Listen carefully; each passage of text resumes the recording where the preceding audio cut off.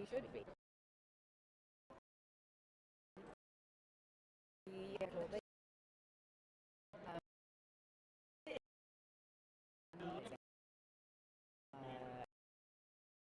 When you're ready, Dario, perhaps you can just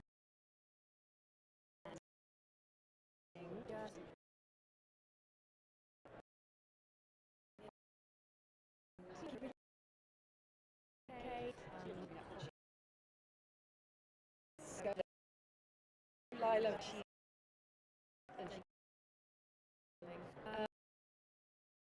so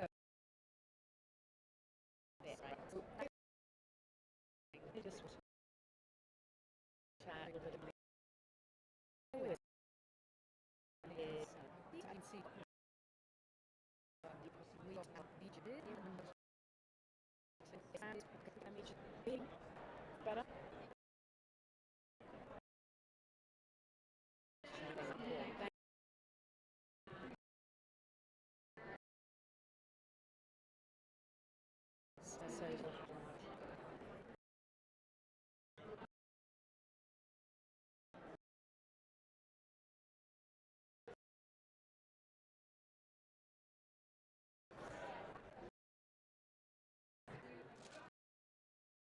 Put on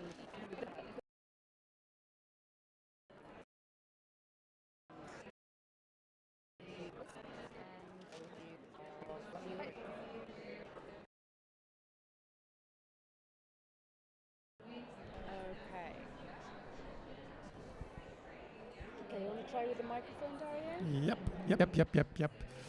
Good morning, everybody. Good afternoon, good night. Whatever you are, thank you for connecting with the judge room from WPPI Las Vegas 2026. They literally just opened the gates and people are flooding the rooms. So we have a lot to go through in these 3 days. I was in the wrong room. Hi, guys. And this is one we use one. And we will start in a moment. So I was just introducing on the broadcast. Are we live right now? We are live right now. Sorry, I totally blew up what you're doing. That's the live thingy. Yeah. So I was just saying that there's a lot to go through in these 3 days on different Hanson Infinity paper choice. This is an amazing program. You will see that I have intentionally picked one paper or the other type of paper based on the picture. So usually what I do when I'm hired to print is having a Zoom so we can connect and understand how you envision print. And then I can try to interpret the right media for the look and feel that you're looking for. In this case, I'm experience and I'm trying to give our audience a variety of options. You will see some are kind of, oh, I knew you would have gone for this paper, but some will be like, oh, wait a second, I thought it would have been a matte fine artish and instead it's a glossy one. So we will see different options to use this as an exercise. Some of it's technical, some of it's taste. Yeah, exactly. Right. Yeah, I've met many incredible artists who do photography and even sometimes select like we have a concept in your head and you're like, that's the paper I want to see. That's every choice that it all comes down to the uniqueness because honestly in the process is paper, right? So you gotta, if you're in love with printing, you really have to understand and not just an afterthought. So I think the more sophisticated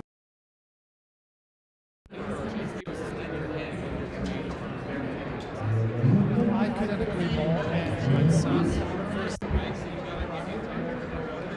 and then create and shoot. Oh, Brownie House. Everybody knows what they're talking about. Welcome. Hello, good morning. How are you today? Sure. All right. So we were just starting now with the live broadcast. We were introducing the program to the people, and there's a lot to go through in these 3 days. And I will start with, can you guys introduce yourself? Absolutely. Hi. Stop. The man can be cheeky because we've known each other for a very long time. I am Kelly Brown. I'm a portrait photographer, originally based in Australia, now based in London. And this is my 14th year of coming to WPPI. So yeah, I'm really excited to be back and excited to see the images that we're going to discuss here. Amazing. By the way, it's my 20th edition, which explains my beard. But anyway. The color of your beard, anyway. Yeah.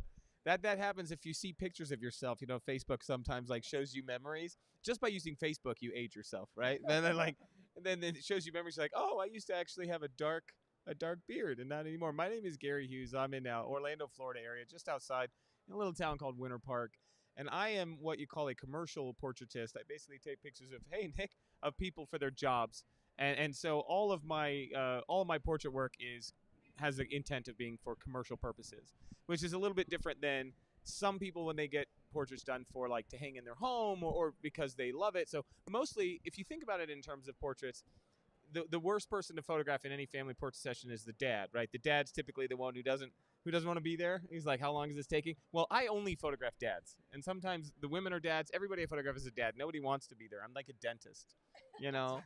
I'm the dentist of portraiture.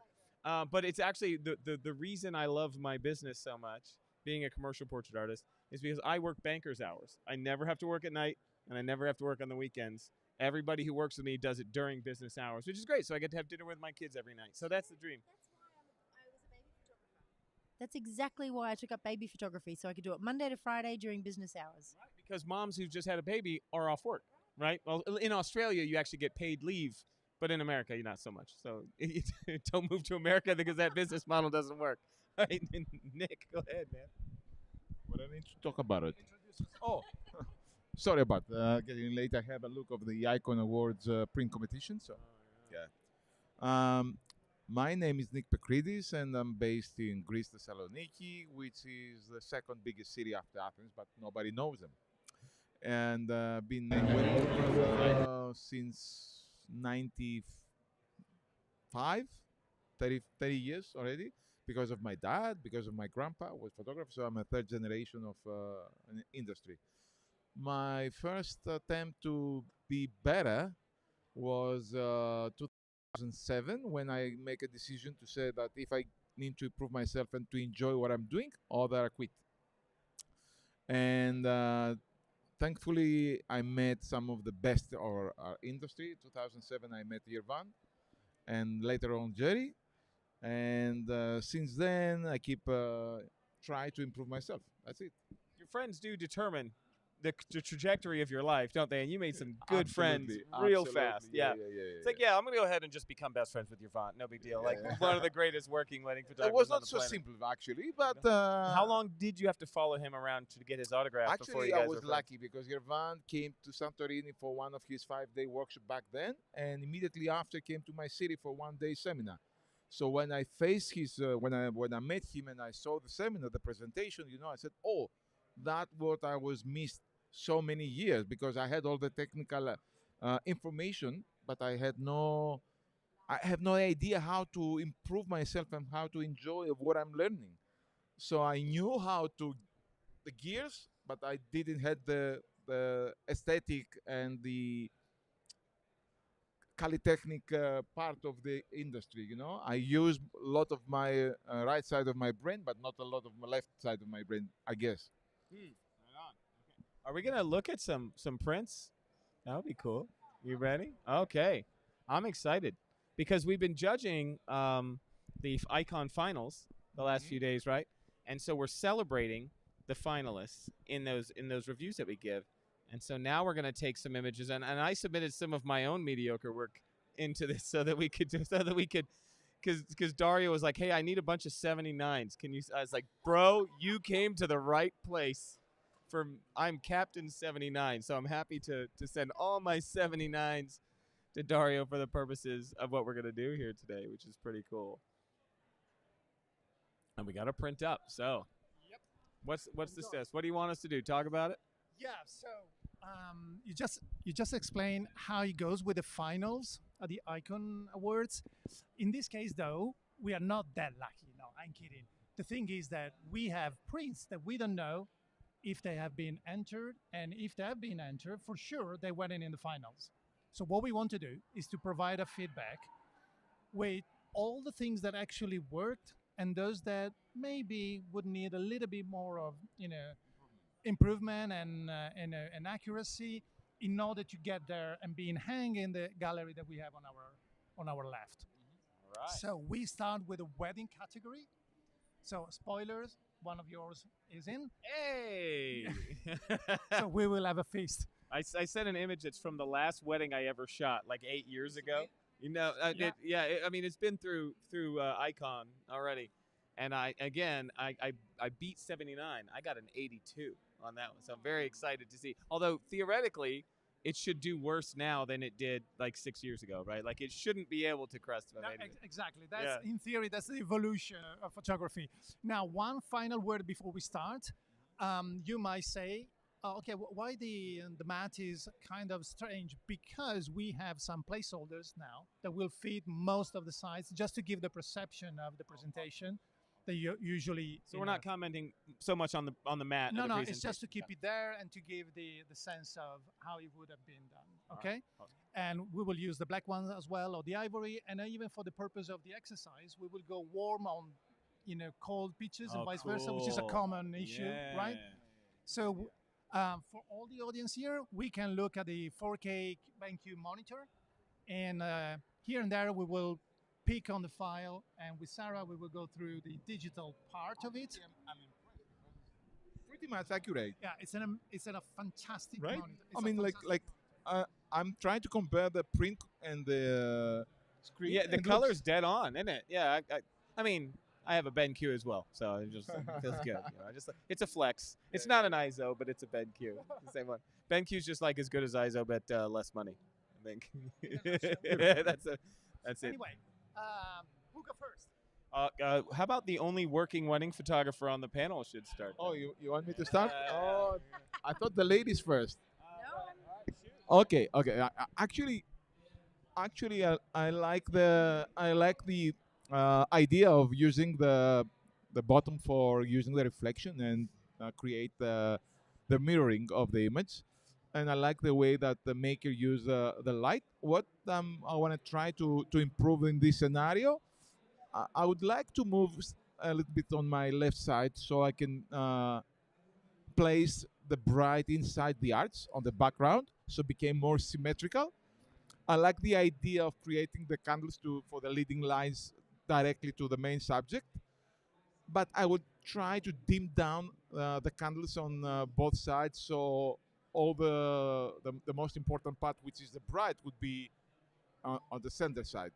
And finally, might be improve a little bit the pose, because I can see the hands on the left side, on the right side, or the fingers, or maybe a little bit more graceful, a few things. Yeah, just supporting what you said. I mean, the concept and technical execution of this, there's a lot to really like. You've got one of the things that I think is people sleep on sometimes in photography is we're so concerned about other things that we forget that camera height, how much that can make an image feel a certain way. So the low angle of this not only allows that reflection to exist, but it also creates kind of a grand, kind of larger than life feeling. So there's some really smart choices in here. And I love that being able to see all of the red, and you've got reds and yellows, which creates this like analogous color harmony that's really nice. But really, like, I think you hit the nail on the head. The only thing I think I might consider doing differently, and you can't reshoot this for the creator, right? Like you can't be like, if it were me and if I were in that situation, but you do need to give that kind of feedback to somebody to say, if you get to do something like this again, consider your subject and background relationship and how those shapes are repeated. And this image is nearly symmetrical. And I think just that it's not asymmetrical enough in the subject to seem to have been intentional. And so like if it was just wildly different, you wouldn't even think about it, but it's so close to symmetry that it is almost distracting. And so that just the positioning of the subject themselves, like great use of the room, of perspective, great control of a very tough lighting situation. You got multiple light sources that are hard to control and out of the photographer's control. So there's a lot really done right. The refinement of the subject is probably the only thing that's a little bit short of the mark on this. Yeah, I echo absolutely everything that both Nick and Gary have mentioned here. And for me, I'm going to take it a little bit further in terms of how we can, I suppose, what you mentioned before about connecting the subject with the environment, with the background. For me, I feel like the lighting just falls a little soft in that aspect because we've got this really dramatic, moody light going on in the background, and it's got a lot of contrast, but yet we've got really quite flat light on our subject, and there's a lot of light on the top of that dress. So a little bit more control in the direction of that light, a little bit more mood, a little bit more depth. Then we could actually take some of the emphasis off the part of the skirt that's creating that round hump, and then when you look at the mirror of that skirt, it becomes like this sort of quite large circular area in the foreground before we get to the bride's face. So I feel like the bride's face is just getting a little bit lost there because of that flat light on that surface area of the skirt in front of her. And that's become really quite a large point of interest here. And when we talk about symmetry and we want to create that beautiful mirrored effect here and work with the shapes that we have inside our composition, what we have to look at are some of those distracting elements at the top of the frame that, are they contributing to the overall composition impact, or are they distracting in some way? And there's some brighter areas there that could definitely have either been cropped out or just toned down a little bit. And even just shifting your perspective slightly to kind of put that horizon line smack bang in the middle of the image and create a little bit more impact in terms of the symmetry and the balance, so to speak, of that composition. So for me, toning down some of the brighter highlights, or I suppose adjusting the direction and intensity of that light to better match the background to help gel them together so she doesn't stand out so much, would really improve the overall result here. So in terms of, I think everything is, we're talking about the subject. It's practical advice, right? I think sometimes when you're judges, we're like, we take for granted what's given in our heads, like what we do differently rather than explaining it. So like, I love the idea of giving specific feedback on how you would refine the position of the subject rather than like, yes, the posing could use some refinement. We're like, okay, well, handle the dress, take care of that poof, and like you going in with like visual detail about how to make that. I think it's super good advice for somebody to be able to be like, yes, you said the pose needs work, but what would you do? And I think that's actually great feedback. I don't think I mentioned the pose. I think you mentioned the pose. Yeah. So but yeah, what would you then? This is in your wheelhouse, Nick. What would you change? How would you refine that pose specifically in this scenario? I have the feeling that the bride standing on their hands behind of their body. So maybe lean forward, bring the one hand in front of the as she's laying down on knee.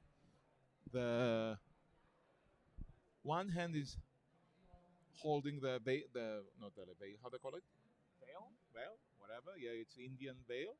The other hand is behind, so we can see the fingers. So maybe we can drop down the wedding dress on the left side, so we can bring the hand in front, so we can see more of the fingers. yeah. The dress part there has what's called, it's like a tulle underneath. It's a stiffening, and it can be very hard to kind of squish it down a little bit. So the weight of the hand would help actually kind of push that down a little bit more. Is that what it's called? I think so. It's a crinoline, right? Okay, I only know that from square dancing. Ask me about that later. Ask me about that later. Yeah, all great feedback. You want more on this, or we good? I think we are pretty good. It's well trodden. Yeah. We started with firecrackers. Amazing. But you see, the nature of it is really going through.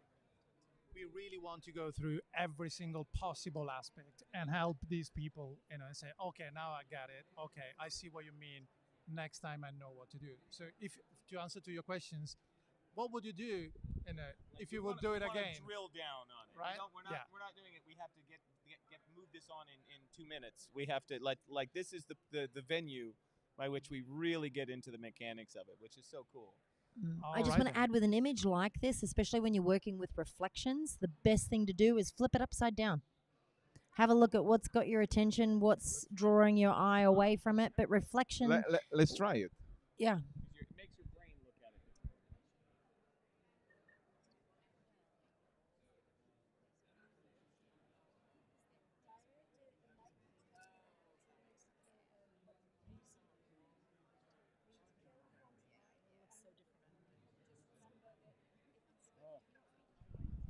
So yeah, now that we're looking at this print upside down, it hasn't come up on the digital version, but for those of you that are watching at home, you can't see what we're looking at here. But now we have the subject in the mirrored reflection of the subject at the top of the frame, and we can see just how tight that crop is. So when I mentioned before about, you know, shifting your perspective and sort of moving that horizon line to the middle of the frame, you create balance and you create more of that mirrored symmetry that we're looking for, and it gives the subject a little bit more room to breathe.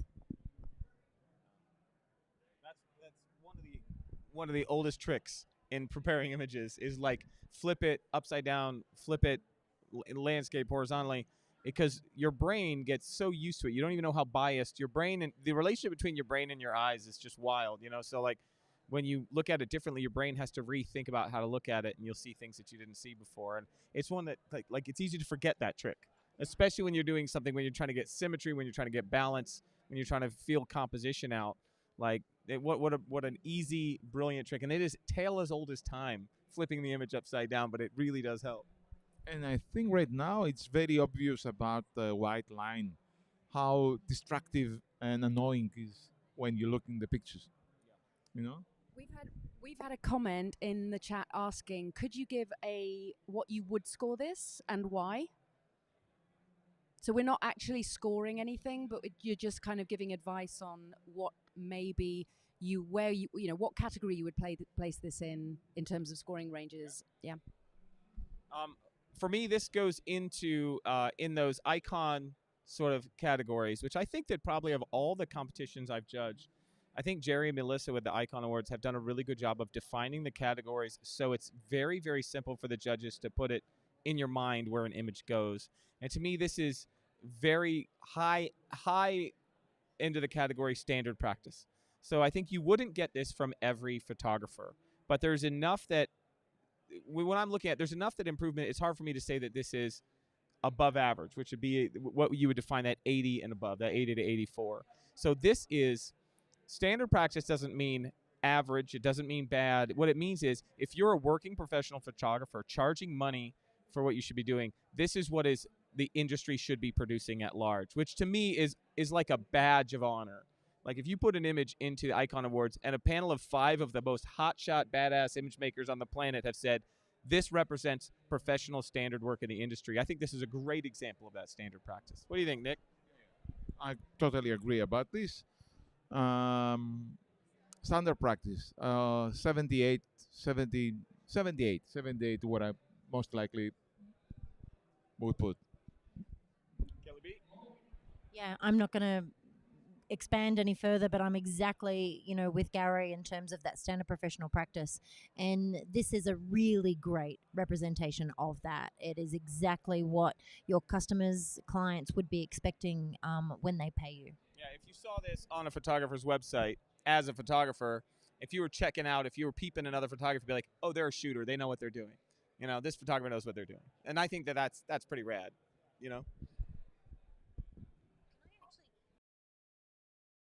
Here, because this was a question that's asked online, and I feel that there can sometimes, for people who don't enter competitions, I feel like it can be a little hard to understand why we pull images apart, why we say this, why we talk about refining certain areas, what we're looking at. So just briefly, as judges, the whole process is to talk about and discuss the different elements within an image to help elevate it. And that's why we were talking briefly before about how what scored an 80 10 years ago might not necessarily score an 80 today, because as we go through the judging process and we're refining images, we're talking about what could be improved. It doesn't come down to this image not being a great image. What it comes down to basically overall is us just wanting to be better. Every time we pick up the camera, we're only as good as our last shot. So what we're looking at is just always trying to push and refine our craft so that we can elevate it and stay relevant within this industry. When I do a critique in my mind, I put it into 2 categories. One, what could you do to this file? What could you do to this image? And the other is, what would you do if you were in this situation next time? And both of those are valid critiques and completely different. Sometimes we're telling you, do this and this to push this one over the edge and get into the next category. And the other one is, let this one go. And then next time you're here, have this in your mind. And I think that's important to make that distinction sometimes when. Yeah, what Kelly said about the industry 10, 15 years ago, an image like this might be 80 or 81. But as we try and push the industry to be better and better year after year, I think that's why this standard practice today was above average 10 years ago, 15 years ago. Yeah.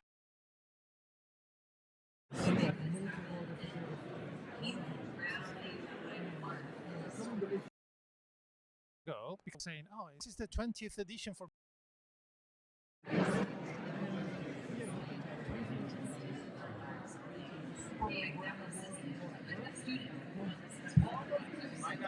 Michael get an 18 now, which is great because it means evolution, it means growth, it means that as you look at your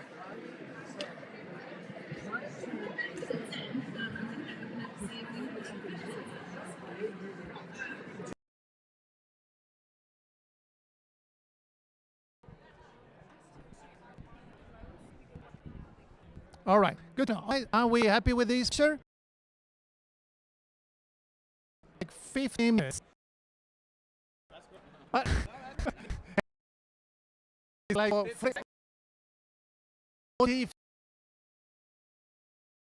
but that's the type of exercise that we want to do at the judging room. So, and with that, let's move on with that picture.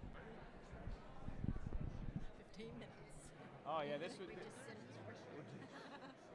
would get you pulled off the panel. Taking that long on an image, yeah.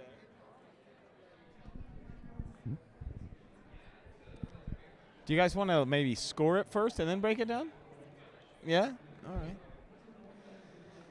Okay, so we got a wedding image. I'm going to put this probably at like a 75, I think. In my mind, I'm looking at the first thing I think about is category, not number, right? So, and I think that that's important to make that distinction because sometimes you get a number on your image and you don't really understand why.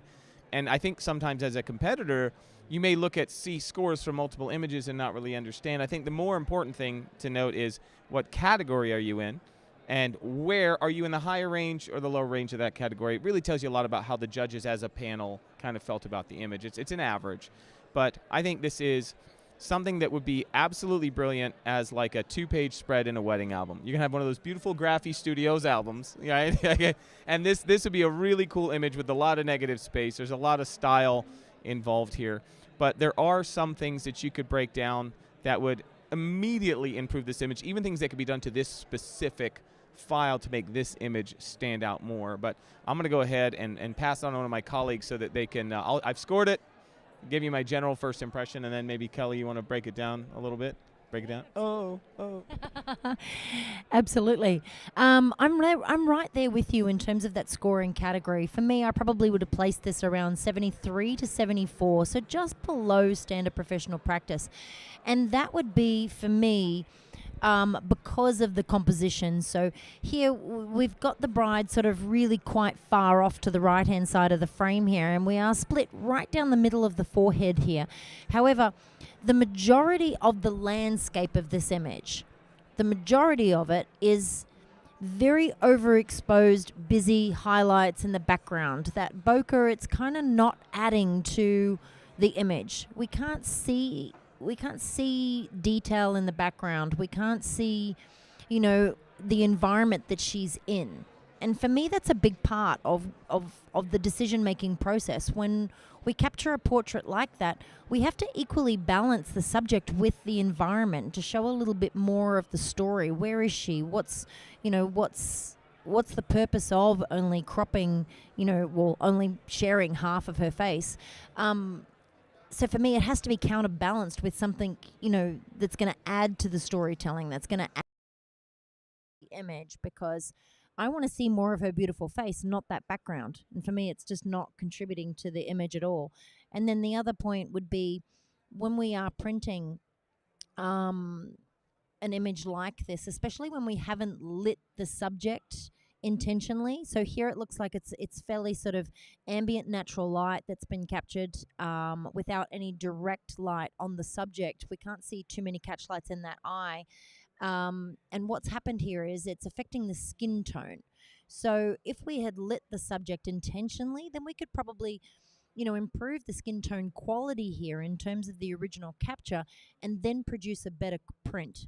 So without light, we're going to be impacted by a lot of the sort of different tones and shadowy sort of tones that we can get in shaded areas outdoor that can be quite blue and cool. So that's why we've got these sort of magenta tones coming through in the skin. So a fairly long explanation there as to what I'm kind of getting at, but a little bit more descriptive to help the entrant understand why I'm sort of talking about those areas. I'm also near to the 70 side area of scoring, and which means below average. And the reason is that I understand that the maker tried to create something different and interesting by cropping vertically this beautiful portrait, which is nice because he had or she had dare to do that. But at the other hand, is not complete the process. So you need to make a decision. The maker either create something like this, but complete with a better lighting. Either so it be the most important part of the image and the most bright part of the image might be the portrait and not the bright highlight on the left side of the image. Plus, because most likely the maker used the taller lens of 285 and above, or maybe 7 200, with a very narrow depth of field. I have a feeling of something is not too sharp. It's like a shallow depth of field.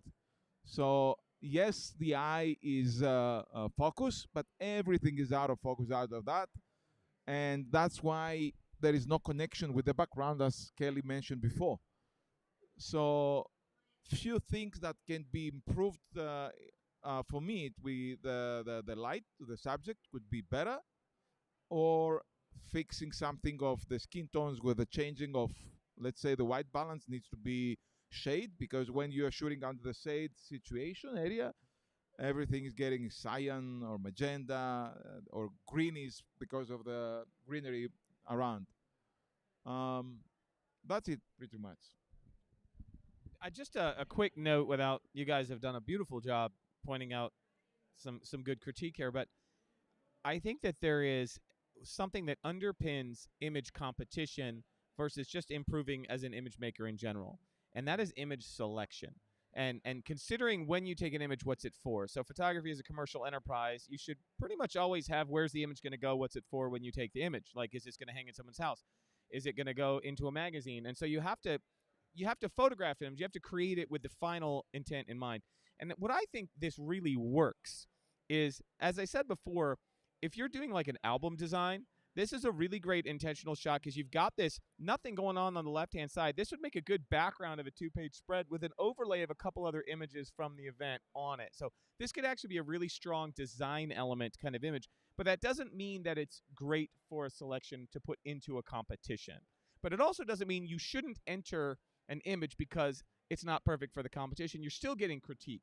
So there's a difference between getting honest critique and trophy hunting. Those are two different things. Kelly is the queen of the trophy hunters. She knows what that's about.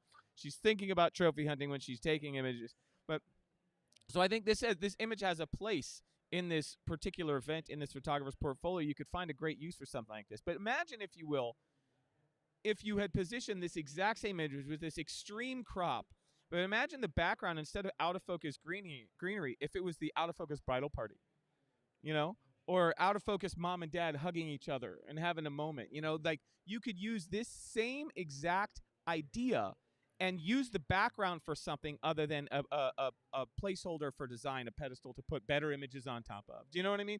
And so I think that sometimes I like to look at an image and I think there's something there. You see the creative spark. You see where their head's at, and it just needs like a little a little extra to get it there. So you're watching a photographer kind of evolve outside of smile and look at the camera. They're thinking. They're trying stuff, and that's what's really, really cool about an image like this is you caught a photographer on their way to greatness in mid-evolution, and the next step of this is put something in the background that's the real gut punch. And I think that's what I see here is like a lot of potential in this photographer's craft. It's beyond taking a typical smiling, looking at the camera photo, and this creator is thinking, and I really appreciate that.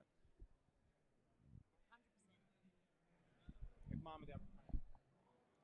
We got another photo. Next image, please. Can't wait for one of mine. I'm not gonna tell you. No, just gonna let you. And we had another comment in the chat saying, can we read out the titles? I will do my best. This one is called Giggles.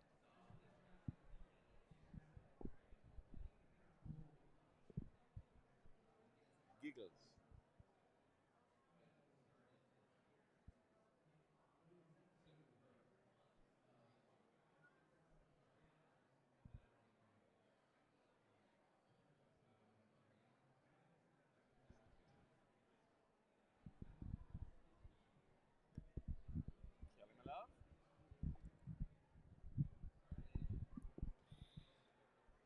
All right, we've just made some adjustments to the microphone so you guys can hear us a little better now.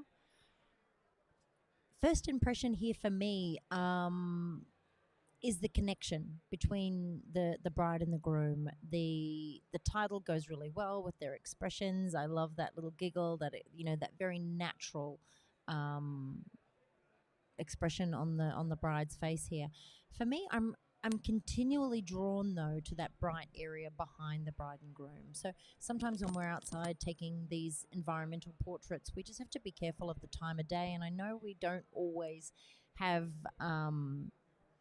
the time to, especially during a wedding, to be able to pick the best time of day. So therefore, we have to be very careful with how we capture a bride and groom in a landscape like this at that particular time of day, because that's the only time that you've got.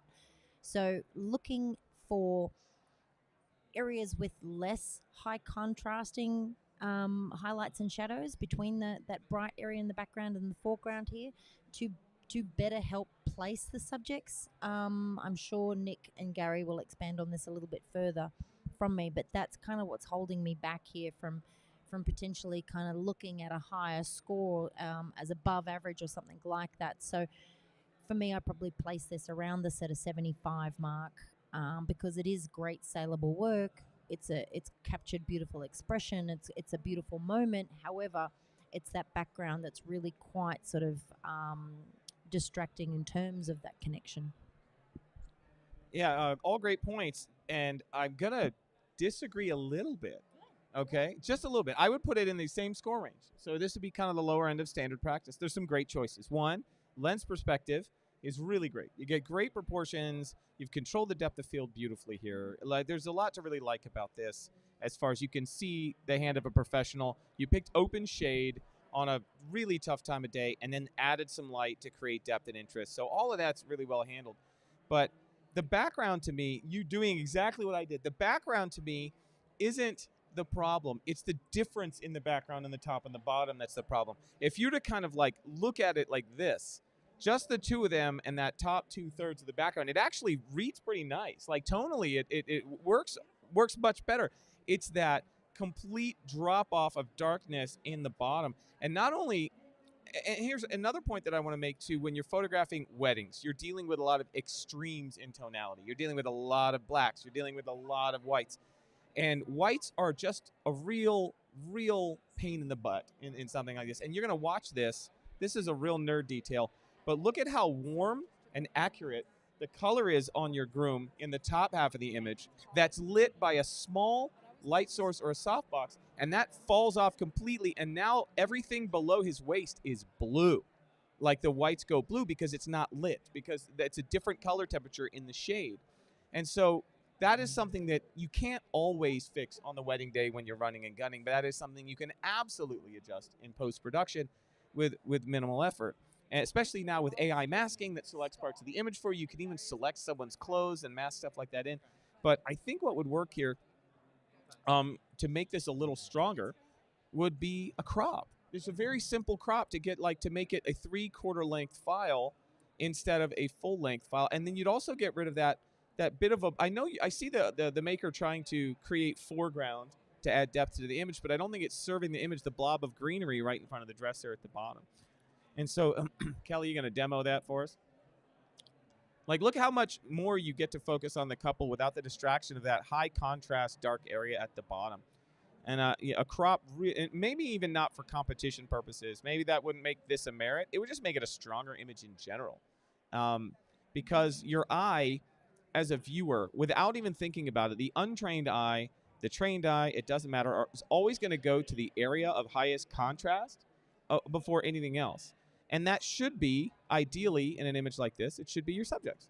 And in this case, the highest contrast is that bottom third of the image where all those shadows are falling in. So running and gunning on the day, this creator pulled off a really solid portrait in a really tough spot. The pose is great. The connection between the subjects really sells the whole thing. It's beautifully done. Great lens choice, composition, all of that's really strong. It's just that for the purposes of entering this into competition for critique, is that bottom third of the image is just going to kill you. Just sort of flipping that perspective up a little bit and giving them a little bit more sky, a little bit more room to breathe above their head so it's not so tight there. Yeah, great point. A little lower angle, zoomed in a little bit, give more sky, create sort of an epic feel to it. There's a lot going on. There's a lot of good decisions here, and just a few decisions that could have been done better to really improve this quite a bit. Nick, what do you got? Yeah, I'm totally agree with both of you guys. And going back to what you said before, that not all the images are going to working for every perspective. I mean, not might be perfect image for the couple to be in an album or a wall art or coffee table book or whatever, but it's not necessarily going to the Icon Awards or any other competition, because the difference is that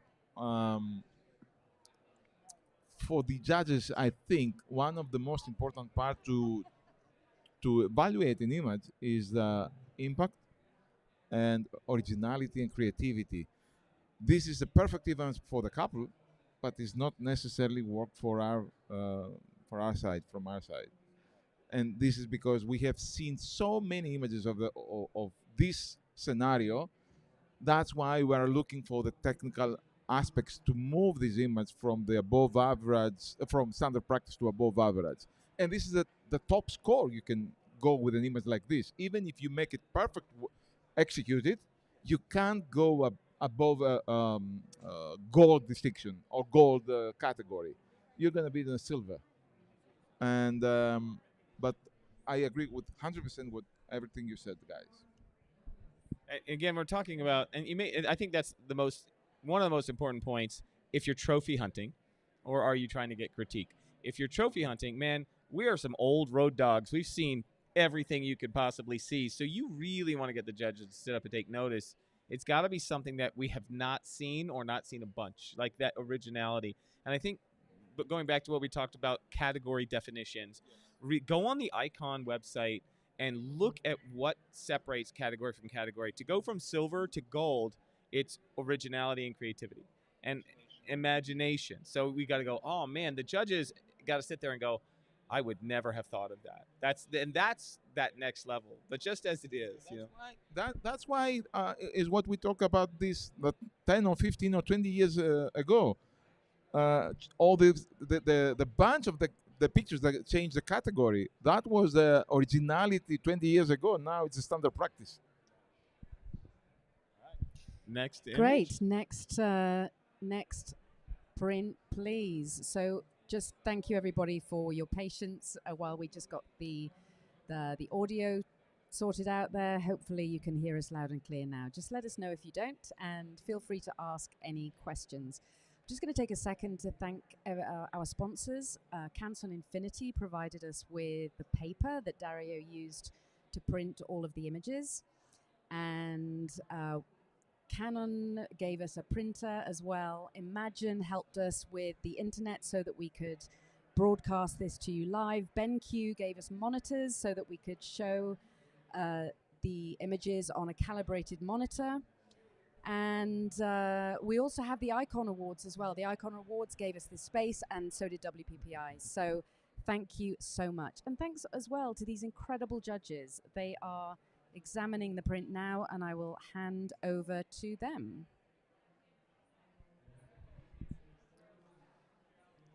Is there a title for this one, Sarah? Let me just see if I can pull it up.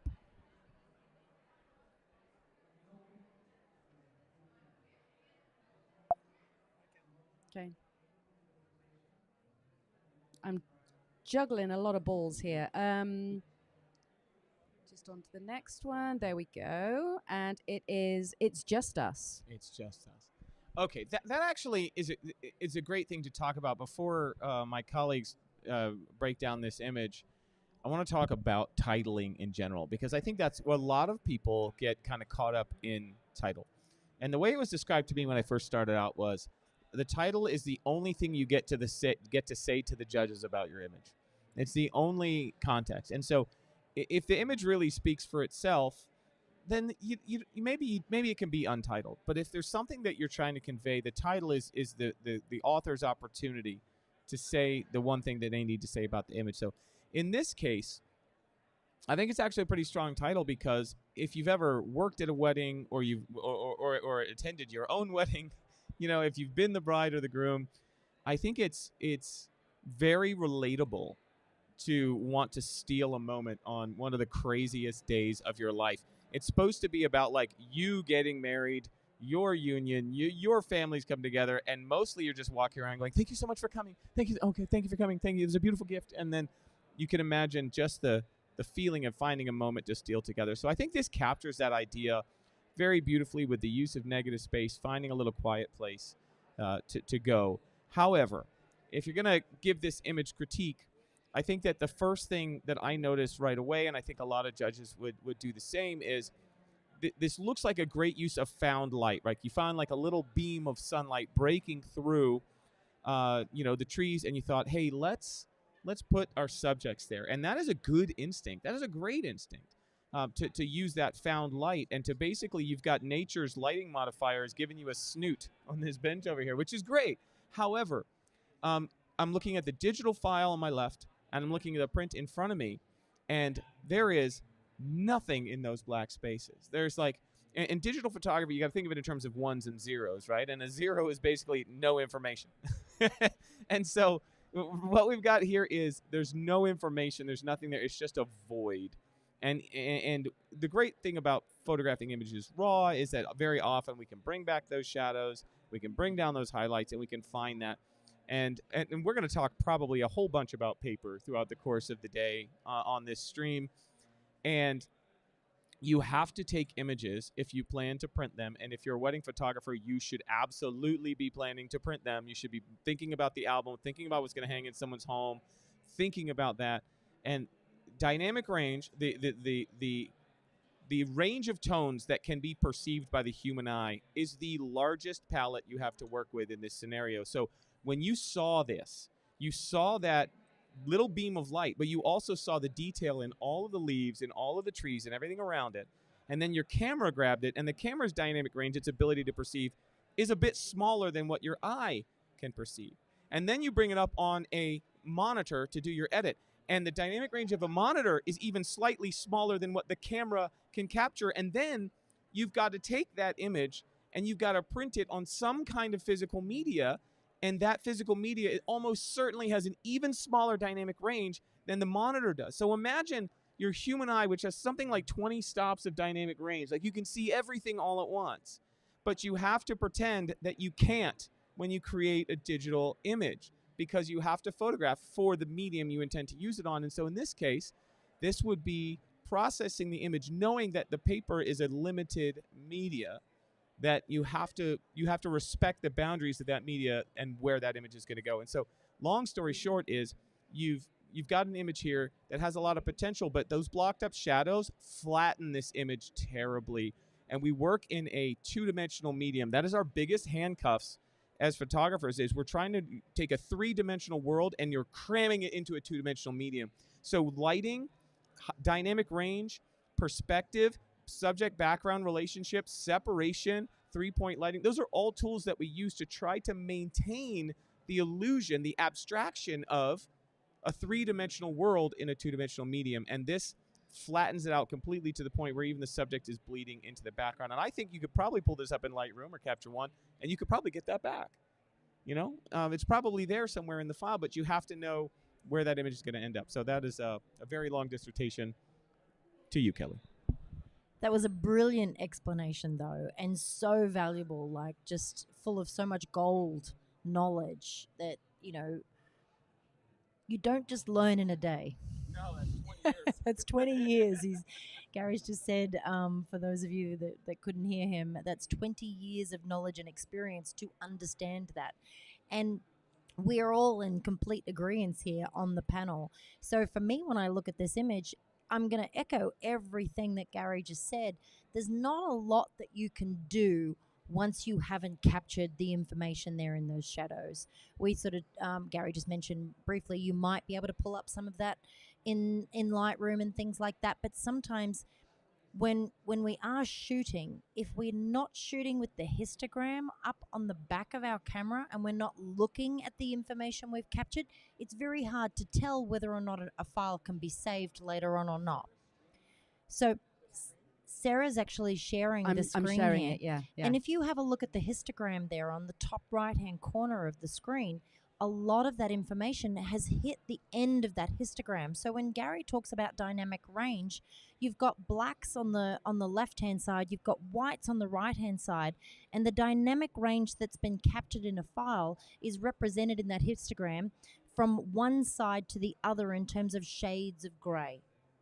So if we've got black on the left and we've got white on the right, all of those shades of gray in between, that's going to represent the file. So when you see all the information hitting the end of that histogram, that means we've got black. We've got nothing but black detail. So there's not going to be a lot of information there for us to be able to bring up and save in post-production. So get the histogram up on the back of your camera. When you are shooting, don't look at the thumbnail, because that's not going to tell you if you've captured the best result. You want to look at that histogram and use it to your advantage every time you are shooting in any location. It doesn't matter where it is.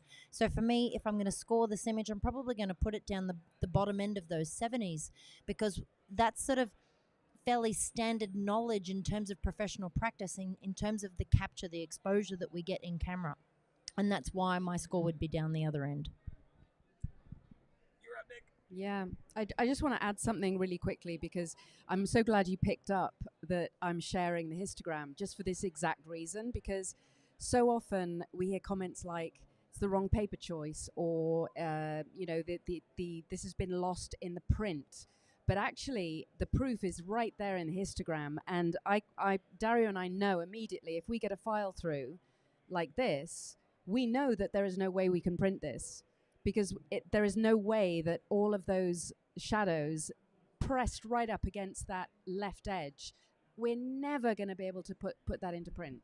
So usually at that point we have to go back to the raw file and rework it, because it's just not going to happen. So thanks for picking that up. Hang on, I'm just going to pass over to Dario.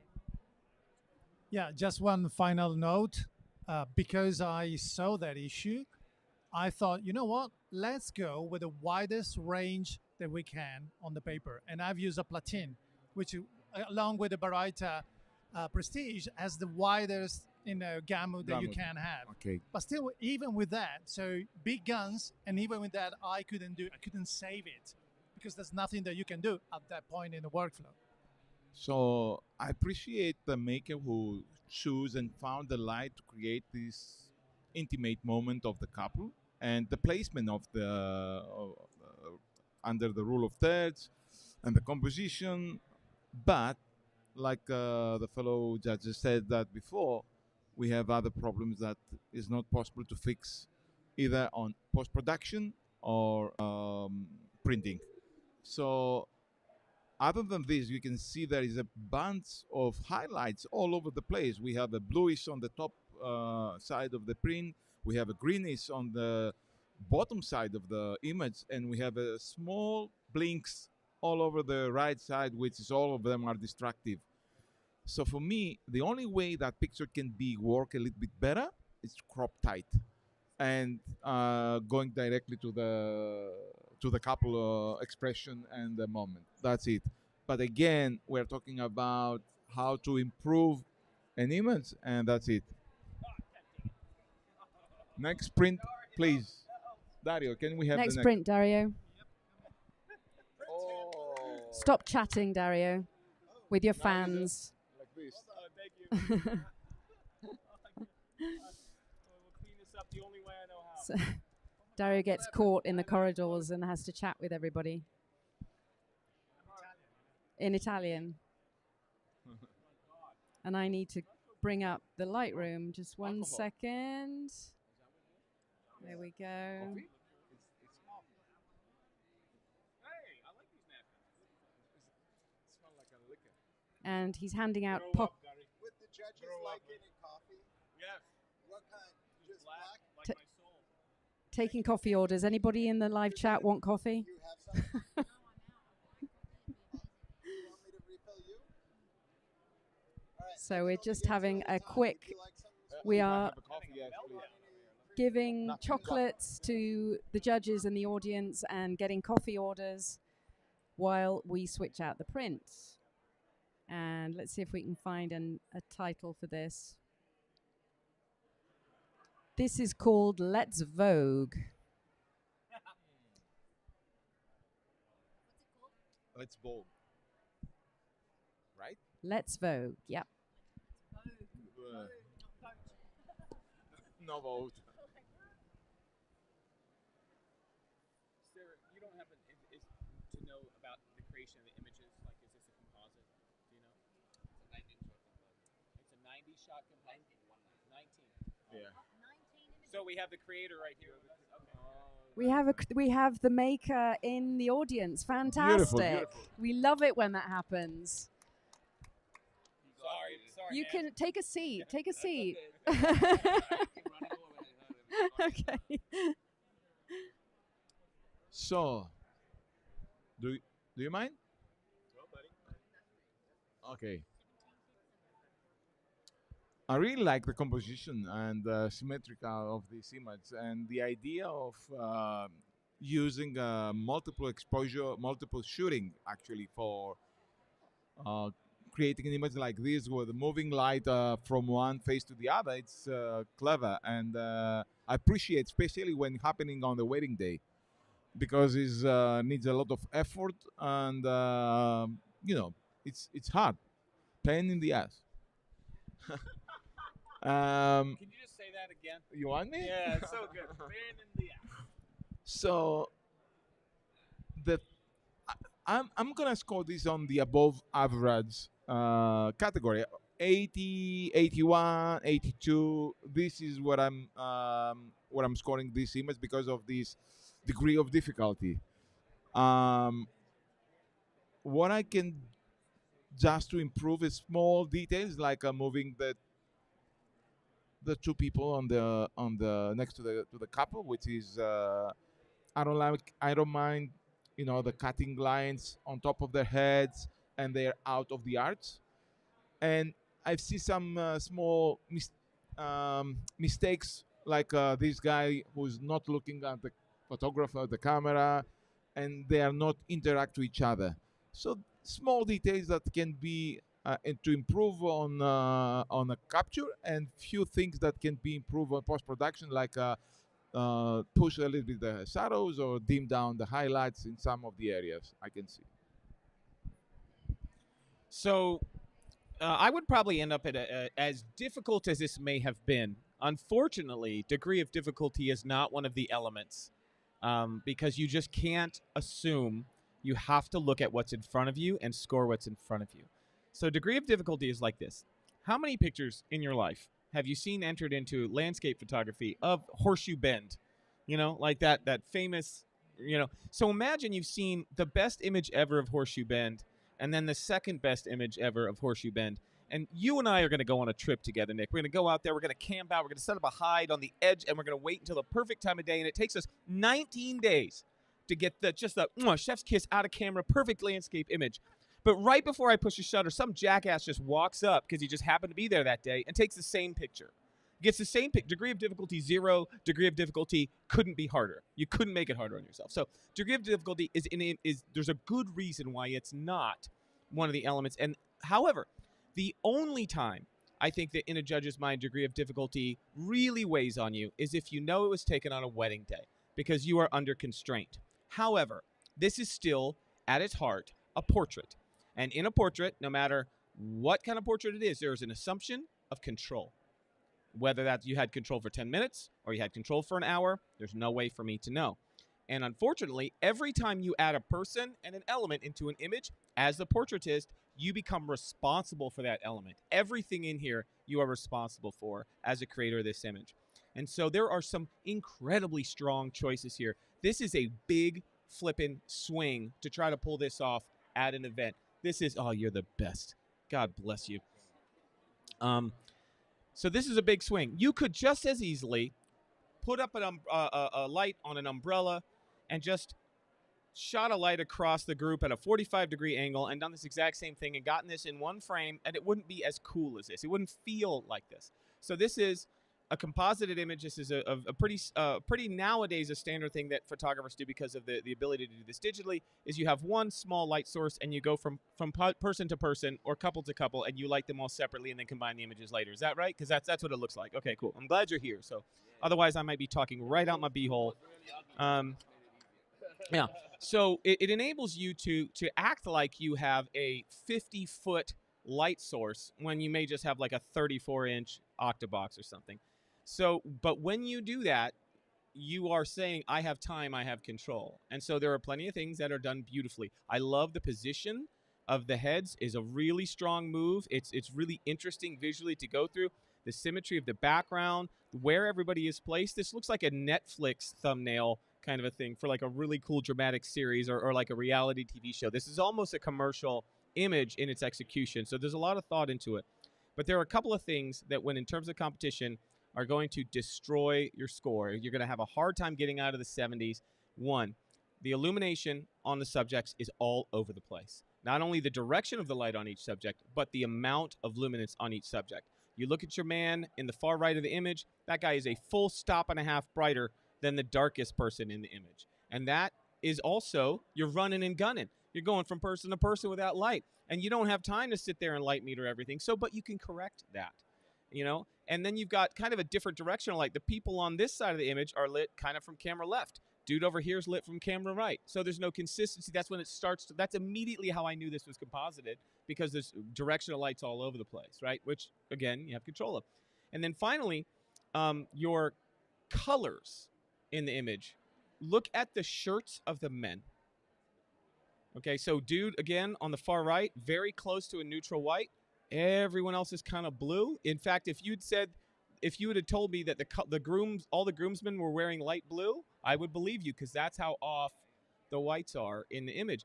And it seems like a really nitpicky thing, but once you see it, you cannot unsee it. And guess who sees that immediately? Every judge in the history of ever will see that immediately.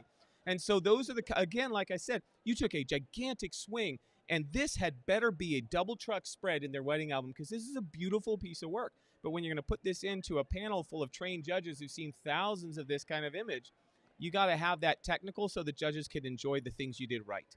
Sometimes those technical flaws make it impossible for a judge to enjoy all the good choices that you made. Does that make sense? I hope that makes sense. And so a lot of right here, a lot of creativity, a lot of thought went into it.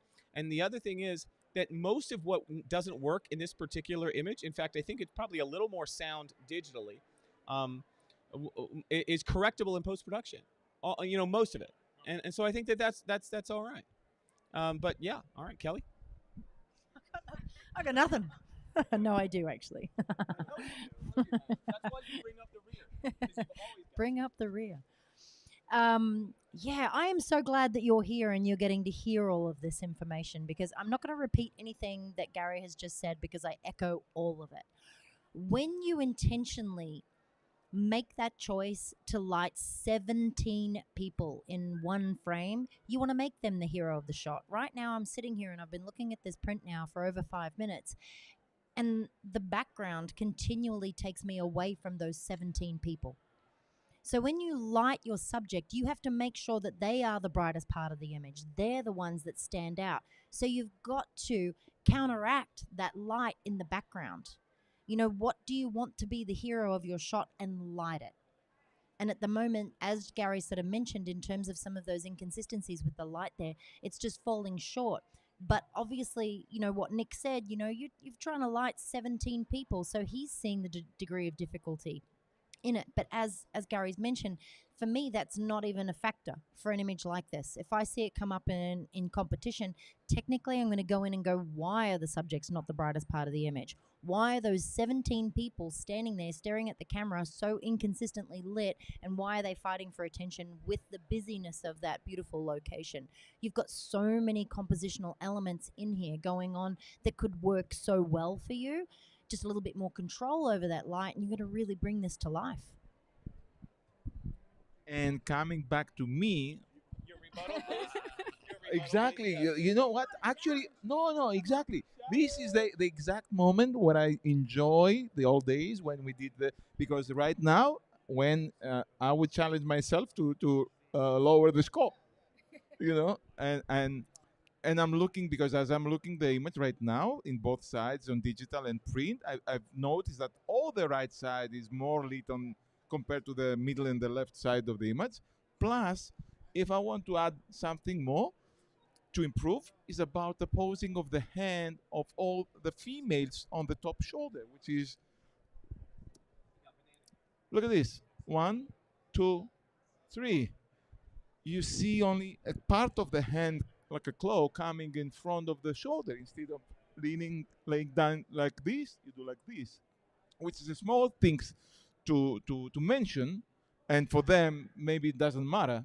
But if we are going to the competition, is that what the small details matter more than overall? Want to do a hand posing class?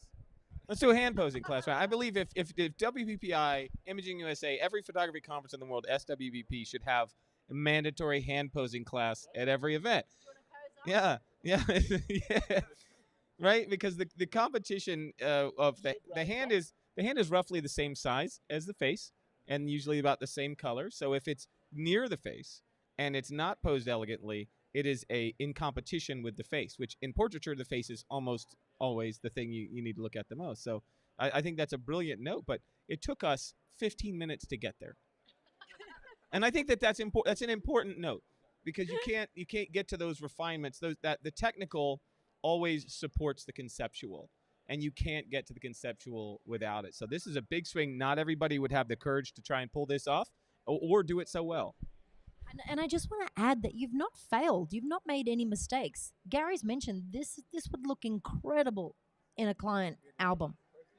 You know, even on the wall of the home of the bride and groom as a great, you know, memorable piece.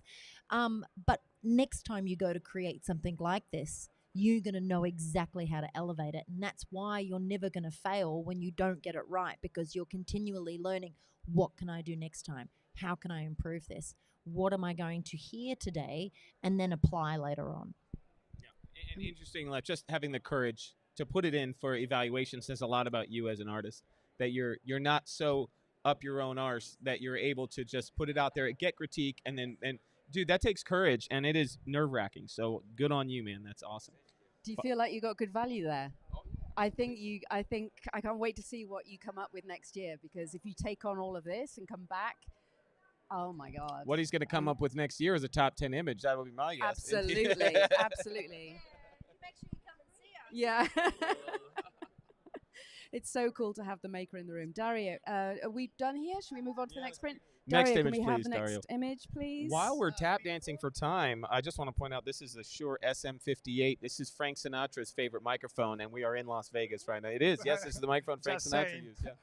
Yeah. Before we go to the next print, I'd like to have Jeff from Canson, going around and hand out these amazing samples that we have. I'm encourage everyone in the room, please go home, print, fall in love with paper, because once you go there, you never come back. Yeah. Breaks your brain. Guaranteed. It breaks your brain forever. Like when you start Our thinking about incredible sponsor, Canson Infinity. Yeah. Does everybody have some? I've got a stack of Canson Infinity paper at my studio, provided by Hands up in the the audience great who and good wants Jeff Canson Bowman, who's Infinity here with us paper. today from We'll Kids. throw it to you. Ooh, I am a big fan of Barytas in general, like a Baryta paper, because I love the dynamic range and the little bit of sparkle, because that's my style. Whoops, I And just muted. and so there is an element when you choose paper. You're thinking about the technical, the dynamic range, but ultimately it's going to come down to like what makes your work look and feel how you want it to look and feel. And so any Baryta papers is usually where I go in that kind of range. I do a lot less matte papers because I tend to shoot pretty contrasty. And so there's a lot more work to be done to keep those shadows alive in those matte fine art papers. So that Baryta gives you that extra little bit of sparkle, that dynamic range that just suits the way my work looks. It's sort of like the wrapping paper, the finishing touch on my style when it comes to printing that work. And everybody's a little bit different. And if you talk to anybody who's like an old hand at printing, anybody who really knows their stuff, most people usually, for their own work, stick to a range of usually two to four papers that are their favorites. And even though there are hundreds, even thousands of options out there, usually artists, once they go through the process of learning about paper, usually settle on 2 to 4. What about you, Kel? You print a lot. What do you think is a good paper for you? Yeah, I print a lot, and Canson is my paper of choice. As you mentioned there, I love that you said for your work, and it's really important to find the right papers that will print your photos in terms of bringing them to life. For me, a photograph is not a photograph until it's printed. And my favorite paper choice, because I print a lot of high key kind of white images, especially with my baby work and things like that, I love the BFK Reeves Pure White. For me, it is a fine art paper, and it's got a beautiful soft texture to it as well. So it kind of gives that, that kind of very earthy, natural look to it. I do love Barytas, but I am more drawn to those fine art papers. But again, it depends on the image itself. I'm an Arch-88 girl Nick, myself. you got a favorite paper? You got a go-to paper? I prefer the fine art paper for me, for my type of work. Yeah. So when we talk about competition, I think is the best way to present my style of work. Fine art paper. Yeah. Thank you again. The first 6 images were mine. Oh, yeah? All All the of ones them, you did. all of So them. I saw the worst one. I know that was what the worst one. certainly got value out of that. Oh yeah. I missed the other one. I'm sure it's being streamed somewhere, right? Yeah, it's on her On it. YouTube On channel. YouTube. Come closer, take a picture. Okay. Author in the room. Authors in the room. So cool. Thank you so much. So this photographer's, yeah. Dario? Yeah, because cleverly you guys were mentioning about the lighting, the distracting elements, and how challenging it is to picture in the first place such a large group.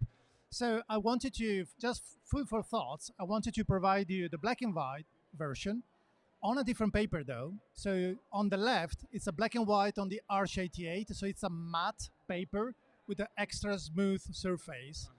On the right, we have a platin, which is more like the Baryta feeling, with a wider range, but at the same time, for this picture, what would you say? What would you pick, the left or the right?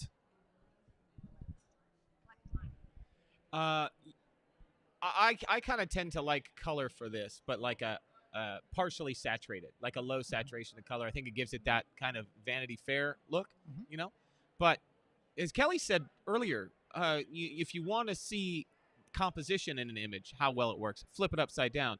If you want to see tonality in an image, print it black and white, and it will tell you by eliminating a lot of the distractions what thing is drawing the eye. So even if you're just in Lightroom or Photoshop, you just hit Command-Shift-U or to desaturate the image or make a version of it that's black and white, it's going to immediately show you, like, it's so much more obvious now in this left image that the group on the right is so much brighter. And if you were to do that with an image and you're working in a limited range of tones, kind of like a mid-tone contrast kind of an image, this is going to reveal what you're not doing right in the burning and dodging department, right? And I think that that's pretty strong. It is strong as a black and white, but my taste tends to go this way, as we just said with papers. You both like fine art paper, and I'm like into the Righetto with the more dynamic range. So I think this image needs that because it's so mid-tone contrast, low-key image, you know.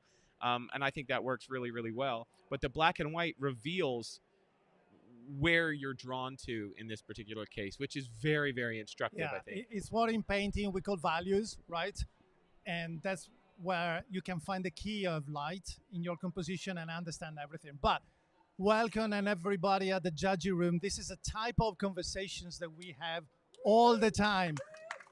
All right? So, like I said, we promise 15 minutes sometimes, even more if that's necessary. But this is a type of in-depth analysis that you can enjoy here. Thank you so much for being here with us. Okay, and let's move on to the next image.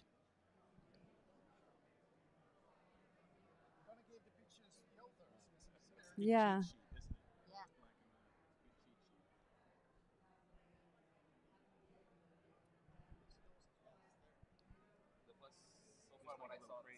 So, sorry, just getting the hang of this streaming software. So the author, the photographer also gets to take his print home. So how's that for value? Okay. Thank Dario and Sarah. They've just handed you some stunning prints. Yeah, we'll send you the bill.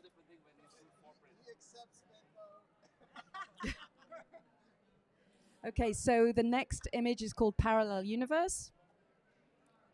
And Dario's just going to put it into a mat so that we can see what it looks like with a black mat.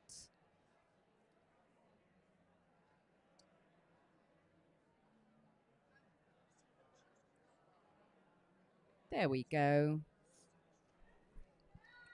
Making sure that presentation. Yeah, this has instantly got impact. For me, I love interesting locations, and I think turning a set of escalators into an art piece is not an easy task, but it's been done really, really well here. I'm enjoying the very dark location here and the light just on the subjects there. I am intrigued as to what is she looking at. I don't know, I feel like they're taking me to the right-hand side of the frame. And the reason that I'm feeling like this is because of that strong horizontal line that's just off to the right-hand side of her face, because she's looking in that direction and she's very bright. And then there's that strong line. It connects in the composition and it leads me to the end of the frame. Had she have been looking at the groom, you know, one's going up, one's coming down, and create a little bit more connection between the two of them, I feel that would have created more impact for me. But again, that's just a personal preference. I'm just distracted by how I'm being led away from what's in the center.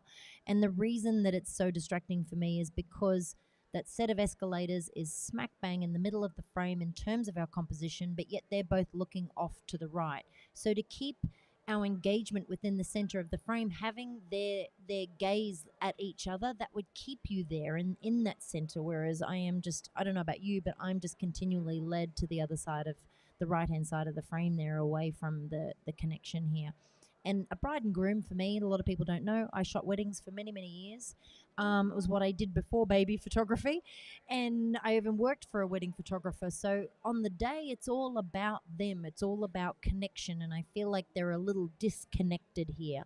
So to celebrate them, to celebrate marriage, I want to see more connection between the two of them, not them looking away from each other. So for me, I'm enjoying the composition. I'm enjoying, as in the escalators and where they place within the frame. I love that really dark kind of moody effect that's going on here as well, but I'd still sort of position this around the sort of 76 to 77 scoring range for standard professional practice, but that's just my first impression. Yeah, I would probably land on this in the low 80s. And the reason I would be there, I think that there's some room for technical improvement here. But to start out talking about what's right here, this is the work. This is not what you would get from your average wedding photographer. This is not that. This is somebody who's thinking, who's trying, whose work is maybe a little bit more abstract, a little bit more disconnected intentionally. You know, I think depending on what culture you're from and where you live, there is almost like outside of the United States. I think that you get to a lot of countries, and the worst thing you can be is vain, like vanity. And so, like, there's a culture of almost like if you hang giant pictures of yourself on your wall, that's almost frowned upon in certain places. In America, it's normal. There's a picture of me the size of my door on the back of my door, like a full life-size printout of myself. So that's America. Very. What I really love about work like this is one of those types of there's a point. I'll get there eventually. This is one of those types of images that's abstract enough to where I think almost even myself, who hates seeing pictures of myself hanging, would enjoy this in my home. And so this is a great kind of image that is very art forward, and so it is non-traditional in the way that you don't see. It's not a love story. It's not a connection.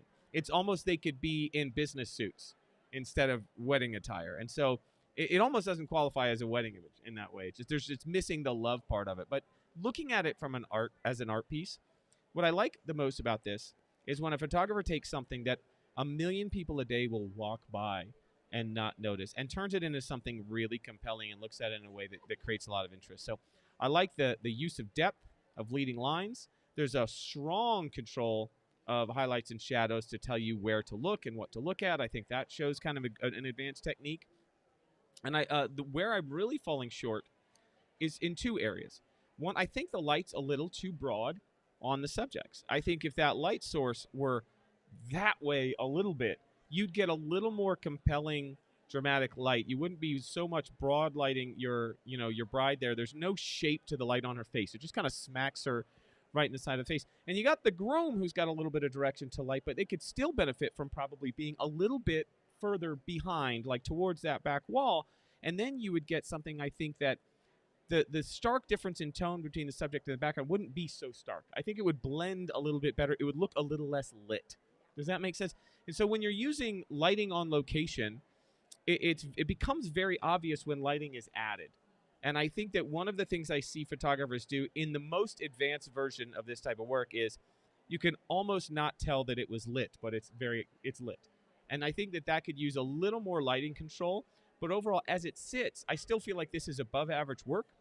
And maybe Nik can go into this a little bit more, but I also think that this paper lets the image down. I think that the dynamic range of this paper, you lose a lot of the shadows. I agree, but I disagree also. So I'm with you on the 80 lower side of the 80 on score. I disagree on terms of light direct. I love the treatment. I love the treatment of the post-production of the makeup or whatever he did. It was perfect. About the light direction, I have a feeling that, first of all, I don't know if the stairs are moving on the times that took the pictures, or that was busy day on an underground metro in whatever European city or American city. How he or she found that place so empty. So that makes me think how much time he had or she had to take this picture, and if that moved around. Then I can see that there is no speed lighting anywhere but their faces, their bodies. So it means that either he did a very good job on editing or shooting like this.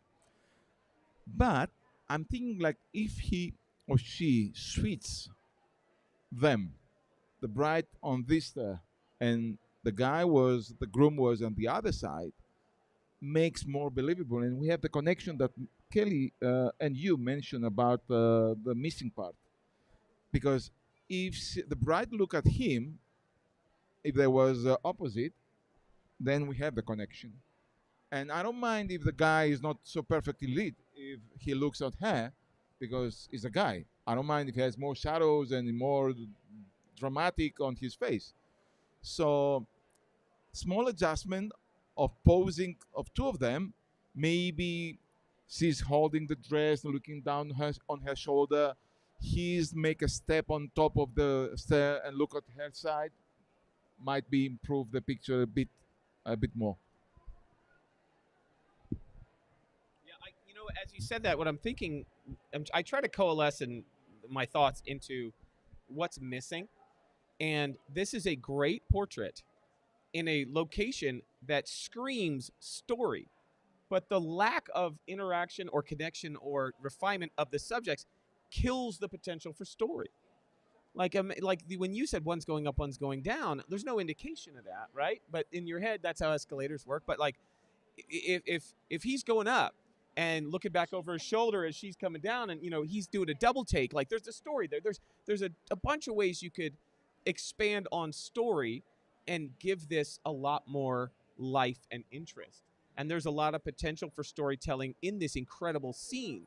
So there's a heavy technical skill here. This is a very skilled image maker, but it's the lack of story lets it down. Yeah. Okay. Yeah, it could be. Right? It could be two different images. If you crop in the middle, it's a groom alone or bride alone. Yeah. Okay. Good. Anything to add, Kel? Okay. We're ready for the next image, Dario. I like to get to order Sarah and Dario around. I'm here. Yeah. Did I ever tell you about my fellowship panel at SWPP? And one Sarah over here was on the panel. I was sweating so bad and nervous. God. Do you remember my fellowship panel? Thought I would ever see Gary Hughes really nervous. I don't get nervous much, but that was nerve-wracking. But that's like the thing about, I think, the people who sit in these chairs, it's very easy to these people that get to talk about my work, but we have all been through this.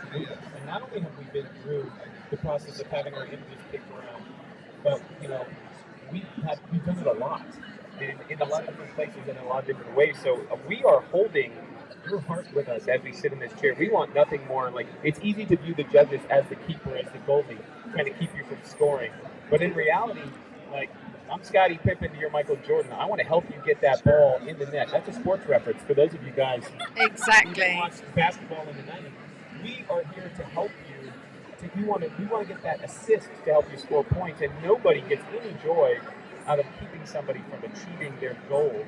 We just want you. We get more excited for other people's work than we do for our own, and that's just the honest to God truth. And everybody who does this, if you're in this for like self-importance, you don't last very long among us, because we are all such image nerds.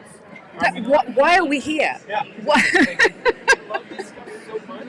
Like, we got up today. We got up today, put pants on to come and talk about pictures. I know, for hours, days. Yeah. So we know the exquisite pain of being on the receiving end of this kind of critique. Just know how much love is in it from all of the judges involved in Icon, right? Yeah. You almost more than anyone. I've seen you tear up, fighting for some of the images before in the paneling, and that's just indicative of how much love that all of us put into it. And in fact, this is called Endless. I thought it was called Endless Night, Endless Love, but it's called Endless Night. It could be called Endless Love, though, couldn't it? Yes. I just snuck up and had a look at this and print whilst Dario was talking. And I'm really enjoying this colour, this beautiful kind of orangey red colour in the print. And the leading lines of the light here kind of bringing you into that couple. The balance looks really good for me. Drawing the silhouette. Overall, I'd probably sit this maybe high 70s for me. To bring it up a little bit higher, I probably want to see a little bit more detail in some of those black areas. But it's actually the pose of the woman here. That's, I feel, for me, is kind of letting it down a little bit. And that's because I feel like her posture is just a little bit sunken. Like, I'm feeling, she's not leaning into the room. She's kind of standing there looking at him. He's got a slight lean in, but she's kind of got that neck kind of coming back a little bit there, whereas we really want to see that chest, that upper body open up and lean in so that it's almost looking like she's about to embrace him, not with her arms, but with her body, with all of her. So when you're trying to create that connection, especially within a silhouette where you can't see expressions, you can't see any of that, that body language becomes really, really important. So what I like to do when I'm getting a couple of users, and often I do it with a baby in the middle of them, but as a silhouette, I get them to kind of lift up from their diaphragm, from their chest, like a piece of string is pulling their chest area up to the ceiling. And what I would say to them is, I want to close your eyes, you take a deep breath in, relax the shoulder, lift the chest up to lift, open your eyes, look at each other, and then you get a really great natural reaction, great response. So it's got to be turned up. Right there.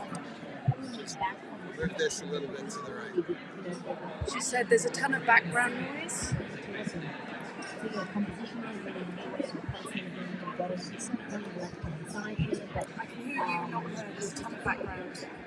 Background, I guess. Yeah, I love the note on the posture. And could you imagine if she had been directed to roll back her shoulders a little bit, they tip their heads a little closer together, and how just that one little enhancement would just take this to the next level. And I think that connection, when you're talking about couples portraiture, every bit of technical prowess in the world only gets to a certain place. And there has to be a connection for it to hit. And we're talking in terms of children, we're talking in terms of the judges. It has that connection, that emotional connection, is what hits the judges in the chest, like a sledgehammer, like when there's that little bit of emotion. Swap mics? Okay. What initially strikes me about this is silhouettes are hard, man, and not only are they hard, as subject matter in competition, I think most of the judges that I've had the opportunity to work with feel very strongly about silhouettes. There's very few independent like, this is what a silhouette is, this is what it can be. So with a silhouette, you're sometimes taking your life into your hands. True silhouette. And they go, no, I like to see detail in the shadows. Like, everybody's real opinion. Am I not wrong? Right? And so, like, I really love how this is executed. And that area of highest contrast, the way the light is splashed behind them, the choice of color, you've got this nearly monochromatic image. It's got such a sense of style. And one of the things I really, really like is this simple nod to this ultra-wide, panoramic presentation of an image that was almost certainly 3x2 out of the camera. And so the creator of the image in making this final piece of work makes it feel very cinematic. And I think that, to me, that cinematic presentation forgives a lot of the things that I might normally pick on. For example, all of the shadows, and there not being really much to look at in those shadows. To me, that feels like a movie. Like, there's like a voyeuristic quality to this. Like, you're seeing something, an intimate moment that you're not supposed to see. And a judge might also say, well, these large, bright lights in the foreground, I find those effects. They're not a bit, but they still do fall second to that main subject. They still end up, the aggregate of it is that they are a subdominant element. So I think it's all like right up to the edge. And so there's a lot of real, and assuming this is a wedding day image, in this bound situation, this is a really creative, so I would call probably an 81, 82, because this is not the thing that I think is the average wedding photographer. And so obviously, and I'll let Nik drill down on this a little bit, there are some technical stuff that you could do, but overall this shows a very strong sense of style, and I would be in that silver category probably, depending on how we present the paper. That's kind of where I am. I'm listening to both of you guys, and I have to take the computer now anyway. So. And I agree with Kelly. And I really If I don't have time, I have to go. I mean, imagine how the place looks like before the maker use a gel or whatever. Wait, don't do it yet. I have to tell them that I'm going off. Nothing. It's like a empty, I don't know, parking lot or something like that. What is bothering me, I admire the panoramic look, perspective, but missing some lamps or something like that in this area. It's like a gap. It's not there. There's a big gap here in this area. I removed I it. prefer to crop it's that's noisy without any information. So crop starting from this side. Maybe square crop. I was just gonna ask you that. Like, what do you think about square? Yeah, maybe square crop. Is the image stronger without the lights? No, I like the light because the leading line directly to the couple. But it bothers me that the big space, the big gap in the middle. So either you clone another 1 or 2 lights to create the leading line, to continue the leading line and keep it as it is, or crop it. And the other thing is, like you mentioned, about to refine the pose, or let them do that pose and then try to give them like dancing or spinning or do something crazy, the leading line, and keep it as it is, to make something different, or crop it. And think out of the box is like create something more creative. To refine this is the for pose. The couple, or this is for the album. Let them do that. Let's try something and to be more funny. Try to give them like more dancing or spinning or do something crazy, line, and keep it as it is. Make something different. I don't know or how crop it. other And women feel, think out of the box, or most like women something feel, creative. but from all This the is women for that the I've couple, spoken to or about being photographed, something to be more funny.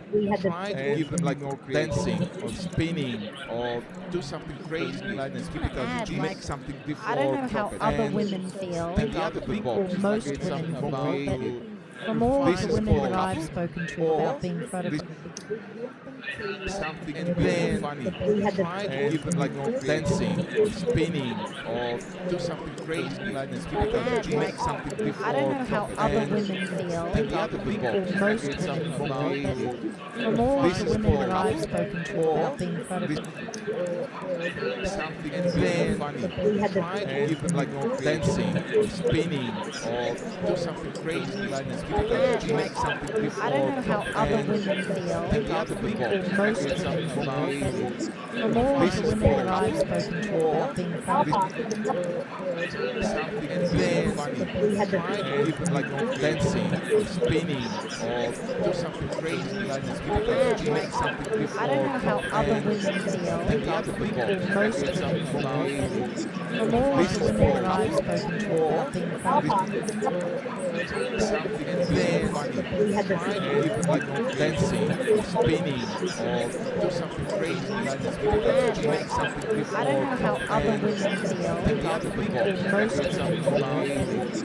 from all This the is women for that the I've couple, spoken to or about being photographed, something and then funny. Try to give them like more dancing or spinning or do something crazy, line, and keep it as it is. Make something different. I don't or know how crop it. other And women feel, think out of the box, or most like women something feel, creative. from all This the is women for the that I've couple, spoken to or about being photographed, something and then funny. Try to give them like more dancing or spinning or do something crazy, line, and keep it as it is. Make something different. I don't or know how crop it. other And women feel, think out of the box, or most like women something feel, creative.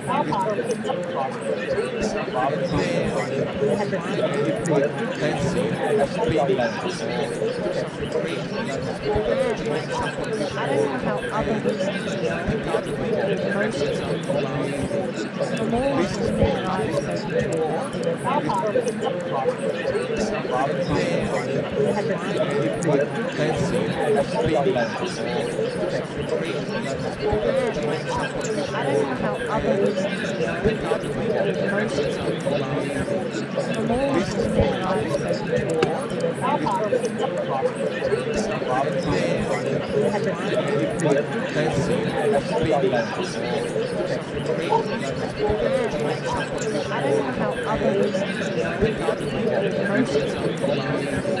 from all This the is women for the that I've couple, spoken to or about being something and then funny.